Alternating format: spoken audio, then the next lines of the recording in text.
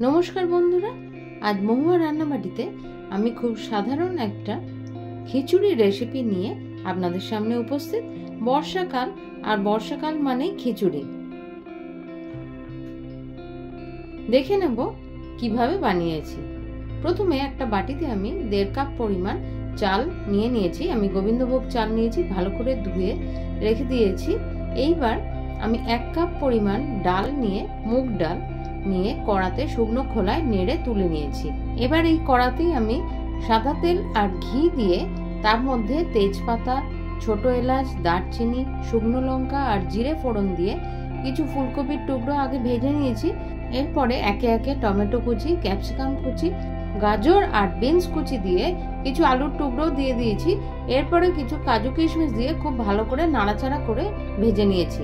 এবার এর মধ্যে আমি 1 চামচ পরিমাণ আদা বাটা যোগ করেছি, সেটাও ভালো করে মিশিয়ে নিয়ে এর মধ্যে ভেজানো চালটা আর ডালটা ধুয়ে রেখেছিলাম সেটাও এর মধ্যে দিয়ে দিয়েছি। এবার এর মধ্যে পরিমাণ মতো নুন, হলুদ গুঁড়ো, লঙ্কা গুঁড়ো, অল্প জিরে গুঁড়ো আর ধনে গুঁড়ো দিয়ে একটু বেশি করে চিনি দিয়ে দিয়েছি, কারণ এটা মিষ্টি মিষ্টি খেতে একটু ভালো লাগে। এবার ভালো করে নাড়াচাড়া করে এর মধ্যে আমি জল দিয়ে দিচ্ছি। এটা ডুবে যাবে সেরকম পরিমাণ মতো জল দিতে হবে। প্রথমে গ্যাসের আঁচটা একটু বেশি থাকবে, তারপরে যখন ফুটতে লাগবে তখন গ্যাসের আঁচটা কম করে দিতে হবে। এর মধ্যে আমি কাঁচা লঙ্কা দিয়ে দিচ্ছি আর চাপা দিয়ে খানিকক্ষণ রাখবো। মাঝে খুলে দেখে নিতে হবে, জল যদি কমে যায় তাহলে আর একটু পরিমাণ মতো জল দিতে হবে। চাল আর ডাল সেদ্ধ হয়ে গেলে আমি গ্যাসটা অফ করে দেবো আর কড়াতেই আমি খিচুড়িটা রেখে দেবো। এটাতে খিচুড়িটা একটু ঝরঝরে হয়ে যাবে।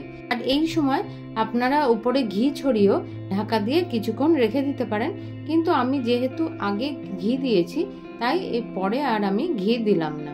এবার এই নিরামিষ খিচুড়ি আমি লম্বা লম্বা করে কেটে রাখা বেগুন ভাজা আর পাঁপড় ভাজার সঙ্গে এটা সার্ভ করব।